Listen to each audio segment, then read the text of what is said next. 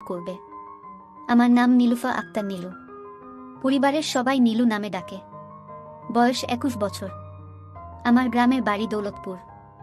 মা বাবা সহ আমরা সবাই একসাথে ঢাকাতে থাকি। আমি যখন স্কুলে পড়তাম তখন আমার সৌন্দর্যের প্রেমে পড়ে শত শত ছেলে আমায় প্রতিদিন বিরক্ত করত। আমার সাথে প্রেম করতে চাইতো, আমায় নিয়ে পার্কে ঘুরতে চাইতো, কিন্তু আমি আমার গতিতে চলতাম।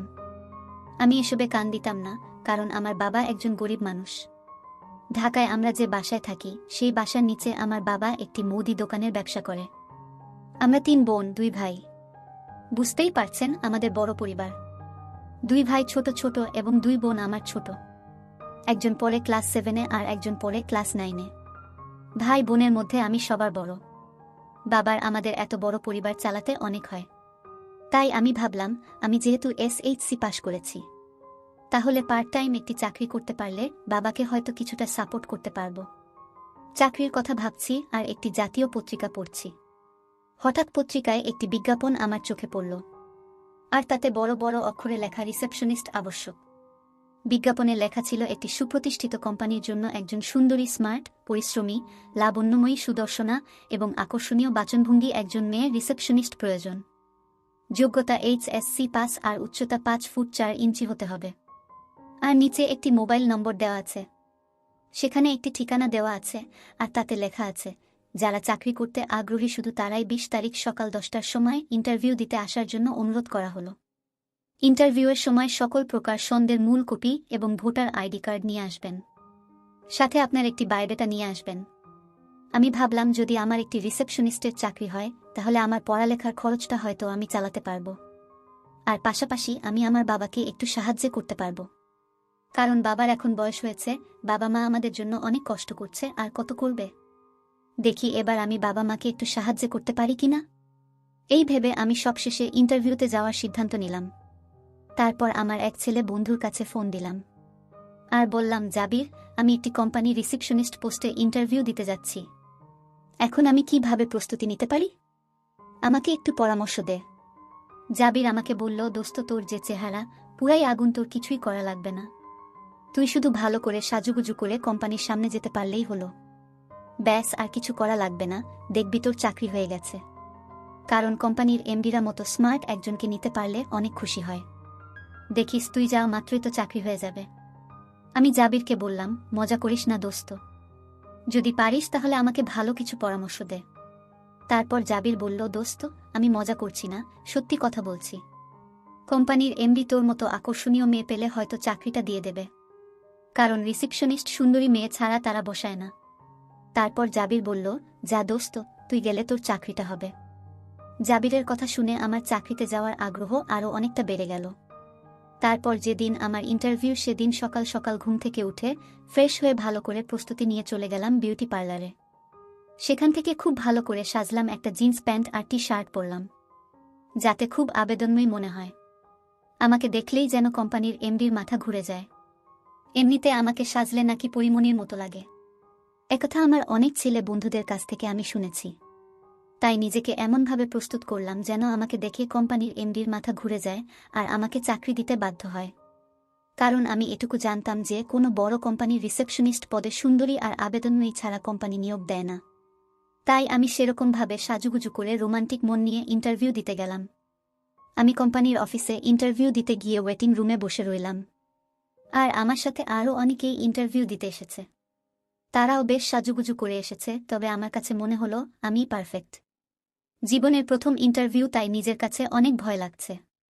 তারপর শুরু হলো ইন্টারভিউ। আমার সিরিয়াল পড়ল 4 জনের পরে। 4 জনের পরে আমার ডাক দিল। আমি স্যারের রুমে প্রবেশ করে স্যারকে বললাম, may I come in sir? Sir বলল, ইয়েস কাম। তারপর আমি স্যারকে বললাম, স্যার, আমি কি বসতে পারি? স্যার বলল, ইয়েস, বসুন। কি নাম আপনার? আমি বললাম, স্যার, আমার নাম নীলুফা আক্তার নীলু, তবে সবাই আমাকে নীলু বলেই ডাকে। স্যার বলল, বাহ, খুব সুন্দর নাম তোমার। তুমি দেখতেও যেমন সুন্দর, তোমার নামটাও তেমনই সুন্দর। আচ্ছা নীলুফা, তুমি কেন আমাদের এখানে চাকরি করবে?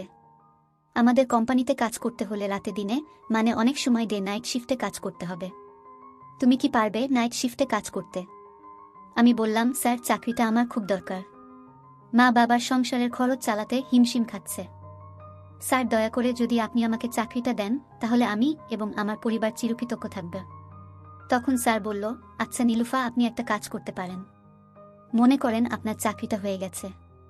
আর শুনুন, আমাদের কোম্পানির রুলস অনুযায়ী আপনার বেতন পড়বে 15,000 টাকা। আরও কিছু কাজ আছে, পরে বুঝবেন।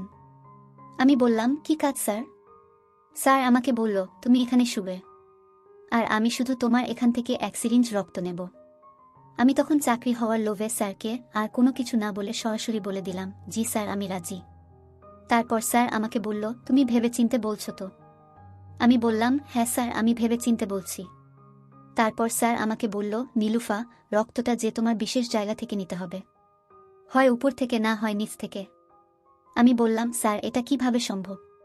স্যার বলল, নীলুফা, একটু স্যাক্রিফাইস করো। স্যারের এই বিনয় মাখা কথায় আমি না করতে পারলাম না। আমি বললাম, স্যার ঠিক আছে, তাহলে উপর থেকে নেন। তারপর স্যার আমার এখান থেকে রক্ত নিলেন। রক্ত নেওয়ার সময় স্যার আমার সাথে খুব বাজে আচরণ করছিল, আর তাতে আমি ভয় পেয়ে গিয়েছিলাম। রক্ত নেওয়া শেষ হলে স্যার আমাকে বলল, নীলুফা, আপনি কাল থেকে আমাদের কোম্পানিতে জয়েন্ট করতে পারেন। এই নিন আপনার অ্যাপয়েন্টমেন্ট লেটার। আমি অ্যাপয়েন্টমেন্ট লেটার নিয়ে বাসায় চলে আসলাম। আমার চাকরির কথা শুনে মা, বাবা এবং ভাই বোন সবাই খুশি হয়েছে। তারপর থেকে আমি নিয়মিত অফিসে চাকরি করছি। আমি চাকরি করা প্রায় 1 মাস হয়ে গেল।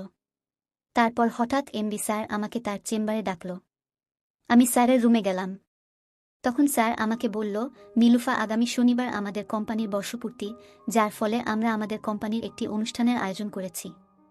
আর এখানে দেশি বিদেশি অনেক গেস্ট থাকবে, আর সেখানে উপস্থাপনের পারফরম্যান্সটা তোমাকেই করতে হবে। আমি বললাম, জি স্যার। তারপর শনিবার এলো। আমাদের কোম্পানির বর্ষপূর্তি অনুষ্ঠানে যাব। আর স্যার আমাকে বলেছিল খুব ভালো করে সাজুগুজু করে যেতে, কারণ এখানে দেশি বিদেশি অনেক গেস্ট আসবে। আমি খুব ইচ্ছা মতো সাজলাম। সেদিন নীল রঙের একটি শাড়ি পরে অনুষ্ঠানে গিয়েছিলাম। আমার মনে হয়েছিল সেদিন আমাকে খুব আবেদনময়ী লাগছিল। অনুষ্ঠানে আমি গিয়ে উপস্থাপনার কাজ করতে থাকলাম। আর এমডি স্যার সহ বিদেশি অনেক গেস্ট এই অনুষ্ঠানে ছিল। স্যার বিদেশি অনেক বায়ারকে আমাদের কোম্পানিতে অনুষ্ঠান উপলক্ষে দাওয়াত দিয়েছিলেন। তার মধ্যে 7 জন নাম করা বড় বড় বায়ার আমাদের কোম্পানির বর্ষপূর্তি অনুষ্ঠানে এসেছিল। তারা দেখতে অনেক বড় বড় মানুষ। আমার কাছে মনে হচ্ছে হেব্বি শক্তিশালী, অনেক পাওয়ারফুল। তারা যখন চেয়ারে বসে, তখন তাদের বিশ্বাসটা খুব ভালো করে বোঝা যায় যে তারা কত পাওয়ারফুল। অনুষ্ঠান চলাকালে আমি দেখলাম বিদেশি একজন বায়ার আমার দিকে খুব বাজেভাবে চেয়ে রইল, আর সালের কানে কানে ফিসফিস করে কি যেন বলল। আমি তখন আমার উপস্থাপনার কাজ করতেছিলাম। অনুষ্ঠান শেষে এবার সাংস্কৃতিক অনুষ্ঠানের পালা। এমনি স্যার আমাকে বলল, নীলুফা, এবার আমাদের কোম্পানির সকলের একটি অনুরোধ, তোমার একটি গানের সাথে নৃত্য করতে হবে। আমি বললাম, স্যার তেমন বেশি পাই না। তারপরেও স্যারের অনেক জোরাজুরিতে আমি নৃত্য করতে রাজি হলাম। আর এমনিতে যখন স্কুলে পড়তাম, তখন আমি মাঝে মাঝে আমাদের স্কুলের সাংস্কৃতিক অনুষ্ঠানে নৃত্য করার মোটামুটি অভিজ্ঞতা আছে। তারপর একটি ডিজে গান বক্স ছেড়ে দিল। আমি গানের তালে তালে বিভিন্ন অঙ্গভঙ্গিতে নাচতে শুরু করলাম। আমার নাচ দেখে বিদেশিরা লোলুপ দৃষ্টিতে চেয়ে রইল। তারপরেও আমি আমার মতো করে সকলকে আনন্দ দেওয়ার জন্য বিভিন্ন কৌশলে নাচতে শুরু করলাম। এভাবে আমাদের অনুষ্ঠান শেষ হলো। অনুষ্ঠান শেষে এমডি স্যার আমাকে বলল, মিস নীলুফা, আজকে তোমার পারফরম্যান্স অনেক চমৎকার হয়েছে। তোমার নাচে বিদেশিরা অনেক খুশি হয়েছে। তবে তোমার সাথে আমার অনেক কথা আছে। তুমি ফ্রেশ হয়ে চেম্বারে আসো। একটু তাড়াতাড়ি চলে এসো, ঠিক আছে? আমি বললাম, জি স্যার। তারপর কিছুক্ষণ পর আমি এমনি স্যারের চেম্বারে গেলাম। স্যার আমাকে বলল, নীলুফা, তোমার সাথে আমার অনেক কথা আছে, কিন্তু কথাগুলো যে আমি কি করে বলি বুঝতে পারতেছি না। আবার তুমি যদি আমাকে ভুল বোঝ। আমি বললাম, স্যার, আপনার যে কোনো কথা আমাকে নির্দ্বিধায় বলেন, আমি কিছু মনে করব না। স্যার বলল, নীলুফা, তুমি তো জানো আমার কোম্পানির প্রায় 80% অর্ডার আসে বিদেশ থেকে, তাও আবার যারা আমার অতিথি প্রতি বছর তারাই আমার 50% অর্ডার দেয়। কিন্তু তাদের খাবার দাবার বাসস্থান আমি কোনো কিছুর কমতি দেই নাই। কিন্তু তারা এইবার আমার কাছে এমন একটি জিনিস দাবি করে বসেছে। এখন যে আমি কি করি নীলুফা, আমার মাথায় আসছে না। আমি বললাম, স্যার, তারা আপনার কাছে কি চায়? তারপর স্যার আমাকে বলল, নীলুফা, তারা চায় তুমি তাদেরকে একটু খুশি করো। আমি বললাম, স্যার, এসব আপনি কি বলছেন? এটা কিভাবে সম্ভব? আর তাছাড়া তাদের সাথে আমার যায় না। স্যার, দয়া করে আপনি আমার এত বড় ক্ষতি করবেন না। আমি কোনো দিন কারো সাথে এমন কাজ করি নাই। স্যার আমাকে ক্ষমা করবেন। তখন স্যার বলল, দেখো নীলুফা, আমি কিন্তু ইচ্ছে করে তোমাকে এই প্রস্তাব দেইনি। আমার কোম্পানির 50% অর্ডার তোমার উপর নির্ভর করছে, আর তাদের দেশে তো এইসব ওপেন, যার কারণে তারা তোমাকে দেখে চেয়ে বসেছে। এখন তুমি তাদের প্রস্তাবে যদি রাজি না হও, তাহলে তারা আমার সকল অর্ডার বাতিল করে দেবে। আমার কোম্পানির বিরাট লস হয়ে যাবে। নীলুফা, আমি তোমার কাছে হাত জোর করে বলছি, তুমি দয়া করে আমার কোম্পানি রক্ষা করো, বিনিময়ে তুমি যা চাও আমি তাই দিব। স্যার বলল, দেখো নীলুফা, এমন সুযোগ জীবনে হয়তো তুমি আর পাবে না। নীলুফা, তুমি 7 দিন 7 জনকে সময় দেবে। আমি তোমাকে এর বিনিময়ে 7 লক্ষ টাকা দিব। আমি বললাম, স্যার 7 লক্ষ? স্যারের মুখে 7 লক্ষ টাকার কথা শুনে আমি কি করব বুঝতে পারছি না। একদিকে 15,000 টাকা প্লাস চাকরি, আর একদিকে বাবার অভাব অনটনের সংসার, আর অপরদিকে জীবনের শ্রেষ্ঠ সম্পদ যত। কি করে বুঝতে পারছি না। আমি স্যারকে বললাম, স্যার আমাকে 1 ঘন্টা সময় দিন। আমি একটু ভাবি, আর ভাবতে ভাবতে এমনিতেই মায়ের ফোন এলো। মা বলল, নীলুফা, তো বাবার শরীর খুব খারাপ। আমরা তো বাবাকে হাসপাতালে নিয়ে এসেছি। এখন ডাক্তার বলেছে অপারেশন লাগবে, আর অপারেশনের খরচ হবে 5 লাখ টাকা। নীলুফা মা, এখন আমরা কি করি? তুই তাড়াতাড়ি একটু হাসপাতালে আয়। মায়ের ফোন পেয়ে মনটা ভেঙে গেল। আমি খুব দ্রুত এবং বিস্তারের এখানে গেলাম। আমি স্যারকে বললাম, স্যার আমি আপনার প্রস্তাবে রাজি। এখন আপনি দয়া করে আমাকে 5 লক্ষ টাকা দিন, বাকিটা পরে নেব। এমনি স্যার বলল, কি বলো নীলুফা, তুমি এখন এত টাকা দিয়ে কি করবে? আমি বললাম, স্যার আমার বাবা হাসপাতালে ভর্তি, অপারেশনের জন্য টাকা লাগবে। তারপর স্যার আমাকে বলল, কি বলো নীলুফা, তোমার বাবা হাসপাতালে ভর্তি? চলো তোমার বাবাকে আমিও দেখতে যাব, আর তোমার বাবার অপারেশনের টাকা আমি পেড করে দিচ্ছি। হাসপাতাল থেকে আসার পর স্যার আমাকে বলল, নীলুফা, তোমার জন্য আজকে আমাদের একজন সম্মানিত সুইজারল্যান্ডের গেস্ট অপেক্ষা করছে। আমি জানি এখন তোমার মন খারাপ, তারপরেও তাদেরকে খুশি করা তোমার উপর বাধ্যতামূলক। প্লিজ নীলুফা, একটু কনসিডার করো। তারপর স্যার আমাকে একটি রুমে নিয়ে গেলেন, যেখানে মিস্টার এলডেন্ট আমার জন্য অপেক্ষা করছে।